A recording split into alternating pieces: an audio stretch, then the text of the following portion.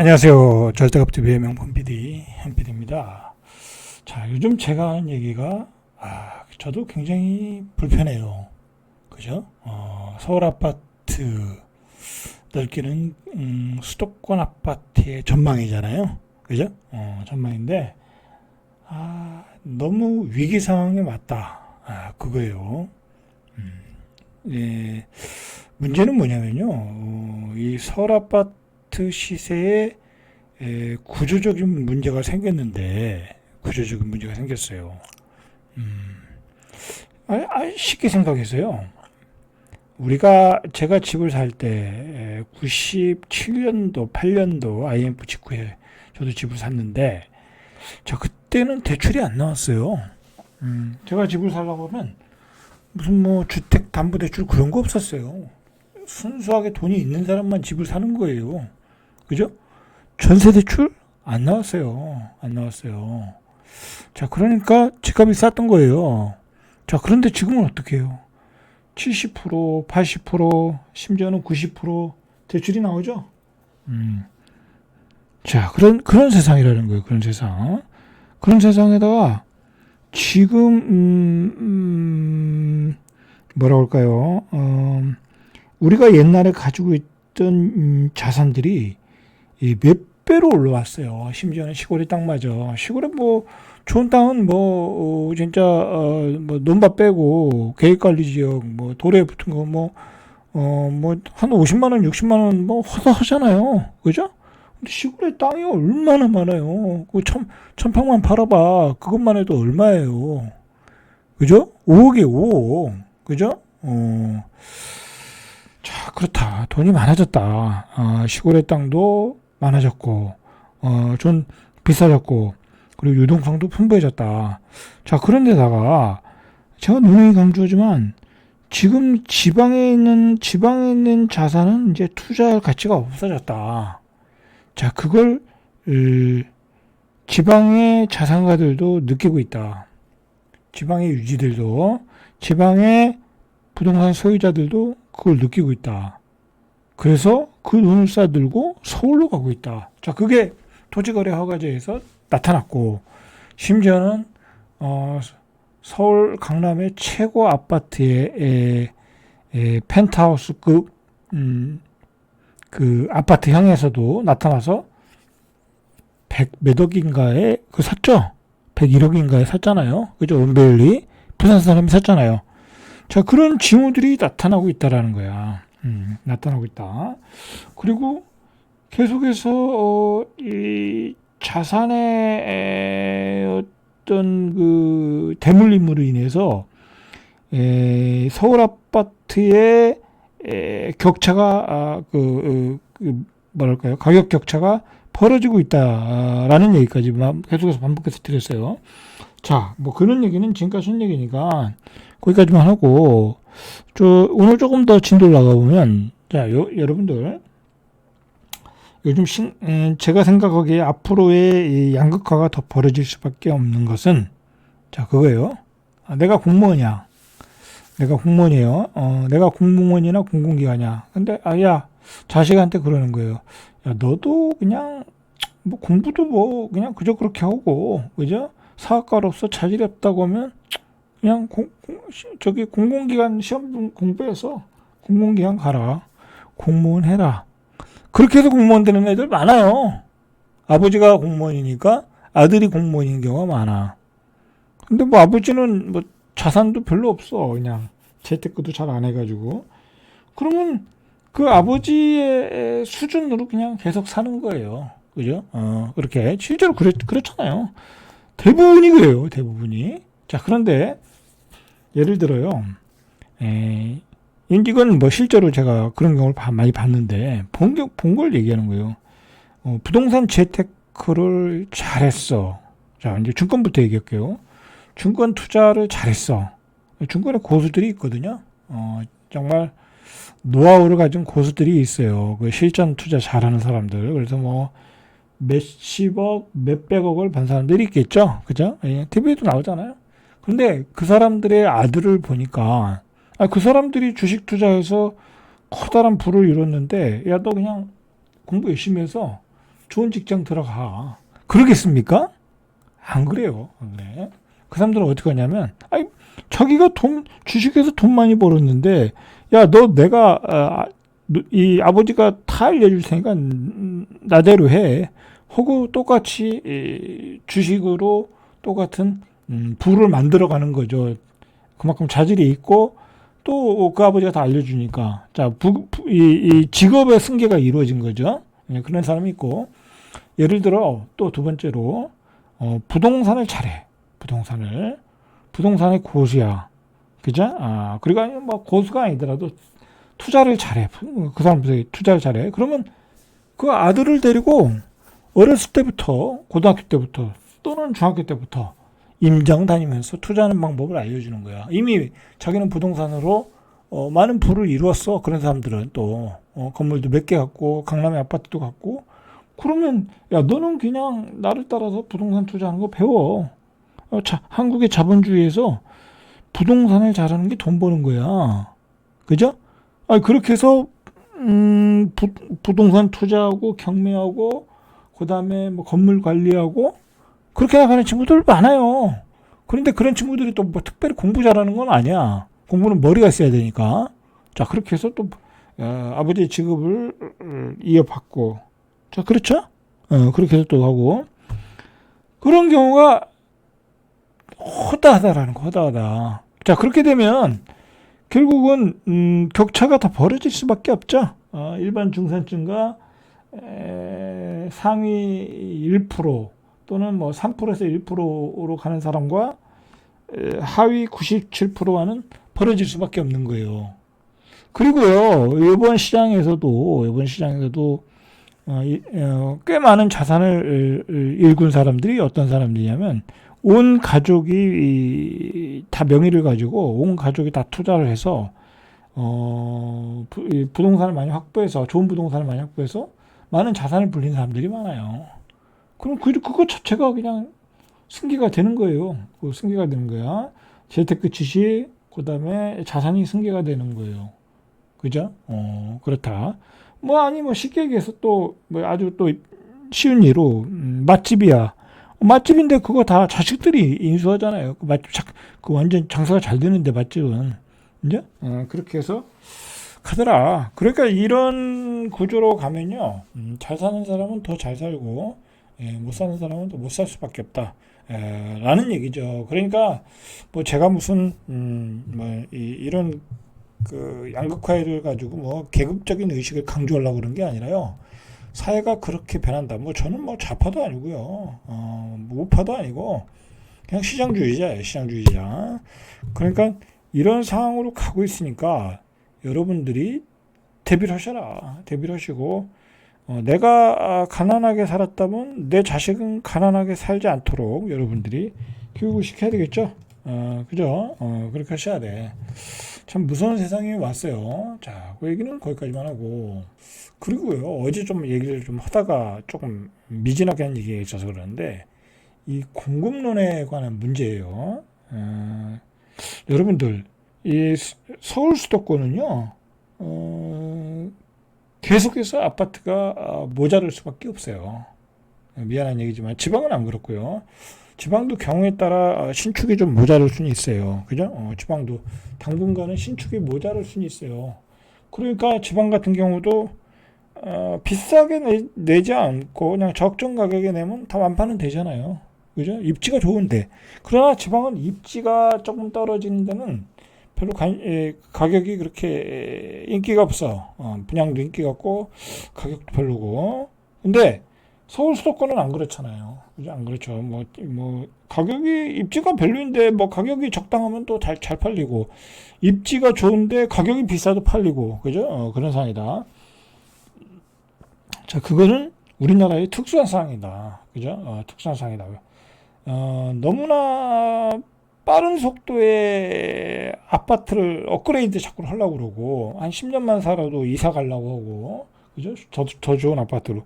그리고, 그 아파트를 또 어떤 투자의 수단, 자산의 증식 수단으로 생각하는 경향이 뚜렷하고, 이 나라도 좋고, 인구는 다 한 군데로 집중되어 있는데, 그렇게 되고 있다라는 거죠. 그래서, 서울의 아파트는 계속해서 서울 수도권의 아파트는 계속해서 공급이 모자랄 수밖에 없다. 그런데다가 지방 소멸의 가속도는 더 붙는다. 지방 소멸의 가속도가 더 붙는다는 건요, 굉장히 심각한 거예요. 더 많은 사람이 서울 수도권으로 갈 수밖에 없어요. 제가 오늘도 우리 매형 그 어머니가 돌아가셔서 인천에 상가집을 좀 갔다 왔는데, 수도권으로 이렇게 차를 몰고 가다 보면 정말 뭐랄까요, 밀도가 높다. 그죠? 땅의 밀도가 굉장히 높고 사람이 버글버글하다는 걸 느꼈어요. 그러다가 다시 돌아올 때 되니까 어디쯤이더라? 천안 아산 지나면 천안 아산까지만 해도 막 시끌벅적해요. 막 천안 아산도 막 지금 아파트 짓고 난리이고 막 공사가 어마어마하고, 그런데도 지금 계속해서 공장들이 들어오는 데니까 발전한다, 산업이 발전하는 도시다, 그런 느낌이 확 들거든요. 그게 이제 평택 지나면 더하고, 시흥 화성으로 들어가면 뭐 완전히 뭐 이미 공장지대가 다 돼 있고, 그리고 뭐 인천은 사람들이 바글바글하고. 그런데 천안 아산을 딱 지나서 남쪽으로 오다 보면 이제 어딜까요? 공주 세종 막 되죠. 자, 여기는 이제 뭐 별로 공장이 없잖아요. 그러면 이제 자연 속으로 들어오는 거야. 그죠? 자연 속으로 들어오는 거야. 이게 바로 경계선 같아요. 경계선이야. 그죠? 이제 공주 세종 이남으로는 뭐 별로 이 공장들이 남아하질 않아요. 남쪽으로 내려올 수가 없는 거야. 그냥 대자연이야. 아름다운 자연이야. 그죠? 이게 이제 국토 균형 발전이 안 된 거죠. 그리고 지역 소멸이 느껴지는 거죠. 그나마 이제 세종은 행정수도라는 걸 만들어가지고, 어떤 메가시티, 그죠? 청주, 그 다음에 세종, 대전을 합쳐서 메가시티를 만들려고 이제 노력 중이니까 어떻게든 뭐 만들어질 수 있는데, 문제는 그 밖에 밑에 지역들은 상황이 더 어렵죠. 계속해서 뭐 공장은 폐쇄하고, 그리고 그나마 석유화학, 철강은 쇠퇴로 가고 있고, 그죠? 가고 있고, 그래서 공장을 오히려 폐쇄하는 추세이고, 그런 구산업은 또 중국에 취해서 안 되고, 그런 상황이잖아요. 여러분, 이거 나중에 제가 얘기할 얘기인데 잠깐만 얘기하면, 이제 뭐 메가시티 얘기를 하잖아요.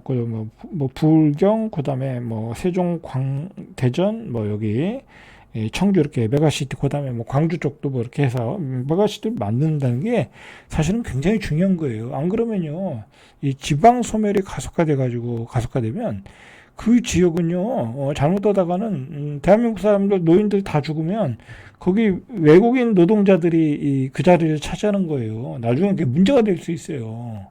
나중에 문제가 될 수 있다니까. 그 사람들이 뭐 영주권을 받고, 그 다음에 그 사람들이 자식들을 낳고, 뭐 그 사람들이 인구 구성을 차지하면 이거 완전히 이질화 되는 거야. 그죠? 그런 거에 대한 대책이 있어야 돼요. 근데 제가 왜 이런 얘기를 하는지 모르겠어. 국가에서 이미 걱정을 해야 될 건데. 이미 지방 시골은 저 깡초는 거의 이주민 노동자들이 들어와가지고 뭐 토착화되고 뭐 그런 과정을 갖고 있잖아요. 그죠? 자, 이건 커다란 문제예요. 뭐 오늘 할 얘기는 이 얘기가 아니고, 자, 그렇다라는 거예요. 자, 오늘 본격적으로 좀 하고 싶은 얘기는 이거예요. KB 부동산 월간 주택 가격의 동향에 따르면 서울 주택 평균 매매가가, 이게 서울 주택 평균 매매가, 그러니까 빌라, 주택 다 포함하는 거예요. 아파트는 빼고요. 자, 그러면은 평균 매매가가 지난달에 10억, 400만 원 정도 한다는 거야. 그럼 내가 서울에다가 평균적으로 빌라를 살려고 하면 10억을 줘야 된다는 거야. 뭐 실제로는 안 그렇지만 평균을 따져보니까 뭐 여기에는 상가 건물도 들어갔었고 하니까, 그죠? 어쨌든 평균이 그렇게 올라갔다라는 거야. 이건 뭐예요? 서울의 땅값이 올라갔다라는 거예요. 그죠? 서울의 땅값이 계속 올라가고 있다. 왜 올라가요? 그럼 많은 사람들이 서울로 몰려가니까 땅값이 올라가는 거예요. 그죠? 서울의 땅값은 계속 올라가고 있다라는 거야. 그죠? 그러면 서울의 아파트 평균 매매가는 얼마인가 보면 13억 2,965만 원이에요. 에서구나. 더 올랐네. 이달에 13억 4,543만 원. 한 달 사이에 1,577만 원이 올랐다라는 거야. 자, 올해 1월에 비교하니까 7천만 원이 뛰었다라는 거야. 평균 매매 가격이 이렇게 됐다. 왜? 강남의 고가주택들이 뛰니까. 그죠? 강남의 고가주택들이니까 이렇게 뛴다. 자, 그러니까 제가 요즘 얘기하는 게 뭐예요? 이제 분양받으려면 15억이다. 84. 그거가 근사치한 가격이 나오잖아요. 그죠? 13억 4,543만 원. 연초보다 70% 올랐다. 왜? 강남과 용산, 마용성에서 토지거래 이후에 허가 구역 지정한 이후에도 신고가 거래가 나오면서 서울 상위 20% 평균 매매가가 처음으로 30억을 넘었다. 자, 상위 20%의 가격이요. 서울의 상위 20%예요. 상위 30억을 넘었다는 거야. 그러니까 내가 서울의 상위 20%의 아파트를 산다. 30억을 내야 된다는 거야. 여러분 30억의 순자산이 있으면요. 대한민국의 상위 2% 안에 들어가요. 그죠? 2% 안에 들어. 그 2%가 이런 아파트를 살 수 있는 거예요. 빚 없이. 그죠? 심각해진 거죠. 이거 뭐 이런 아파트는 옛날에 우리 일반 중산층도 조금만 노력하면 살 수 있는 건데 이제는 어려워졌다라는 거죠. 자, 어쨌든 서울의 평균 매매가가 13억 4,543만 원, 연초보다 7천만 원 비싸다. 그러니까 여러분들이 최소 13억, 14억은 있어야 조금 역세권의 아파트 한 채 살 수 있다. 그 얘기예요. 그죠? 굉장히 암울한 거죠. 사실 더 암울한 얘기를 하자면요. 이건 나중에 얘기했지만 지금부터 5년 후에 2030년이 되면 어떻게 되겠냐고요. 제가 얘기하잖아요. 18억이 된다. 18억. 여기서 5억이 더 오른다. 최소. 그럼 여러분들 서울에 이제 18억의 분양을 받아야 되는 거예요. 그럼 지금 저성장인 나라에서 뭐 임금이 안 올라갈 텐데 어떻게 하겠어요? 그래도 자기 자산이 있잖아요. 부모님의 자산을 팔아가지고 살아 들어온 사람이 있더라 이거예요. 그러니까 자산이 없는 사람, 그 다음에 아버지로부터 어떤 좋은 직업을 뭐 대물림 못 받은 사람들은 이제 그런 아파트 못 산다는 거야. 그죠? 서울에 살기도 어려워지는 거예요, 여러분들. 그죠? 서울에 살기도 어려워진다. 안 되면 경기도로 가야죠. 뭐 별거 있습니까? 경기도도 좋은 데 많아요. 대안은 경기도와 신도시다. 뭐 죽으라는 법은 없어요. 자, 상위 20% 아파트와 하위 20% 아파트의 가격 차이를 나타내는 5분위 비율이 11.6배까지 벌어졌다. 11.6배. 서울 상위 20%의 평균 매매가는 30억. 하위 20%의 평균 매매가는 4억 9천만 원. 자, 심각하죠. 이렇게 벌어졌다. 라는 거죠. 쉽게 얘기해서 강남의 아파트는 30억이고요. 자, 노두관 금강구에 조금 외진데는 4억 5억이란 얘기예요. 그렇게 생각하시면 되죠. 실제로 상승률을 봐도 강남, 마용성, 광진구 뭐 그런 좋은 지역들은 가격이 오르고요. 반면에 금천구, 강북구, 노원구, 도봉구는 가격이 떨어지고 있어요. 떨어지고 있어요. 이런 데는 이제 그 살 수요자가 이제 더 이상 빚을 내기 어렵다라는 거고, 이런 지역은 말 그대로 이제 부모들이 또 도와줘서 이렇게 사고 있다. 뭐 그렇게 쉽게 생각하시면 돼요. 생각하시면 된다. 자, 이렇게 5분위 배율이 11.6배까지 뛴 것은 KB부동산 역대 집계상 최고치다. 역대 집계상. 자, 여러분, 이러면 뭐 불만이 생길 수밖에 없죠. 정치권에 정치인들에게 불만이 생길 수밖에 없어요. 자, 그러면 이거 뭐 좌파한테 뭐라고 그러겠어요? 우파한테 뭐라고 그랬어요? 똑같은 거예요. 둘이 번갈아 정권을 잡았지만 결국 올라가는 것은 집값에 그들하고 상관없어요. 좌파가 더 잘못했다, 우파가 더 잘못했다 상관은 없고요. 그러면 앞으로 누가 정권을 잡든 똑같다는 거야. 결과는 보이질 않아요. 그죠? 제가 얘기하지만 대한민국은 혁명적인 조치를 취하기 전에는요, 서울의 집값은 잡을 수가 없어요. 저는 결론을 그렇게 냈거든요. 자, 결론을 냈어요. 그래서 제가 어제 얘기했잖아요. 불과 3년 전에 둔촌주공이 13억이 비싸다고 했는데 왜 강북 아파트를 15억에 분양을 해도 완판이 되고 서로 분양을 받으려고 하느냐. 그 갭의 차이를 아는 것이 지금 서울 아파트의 시세를 아는 것이다 라고 어제 얘기했고, 한번 고민해 보세요 여러분도. 자, 절대값TV의 명품 PD 한 PD였습니다.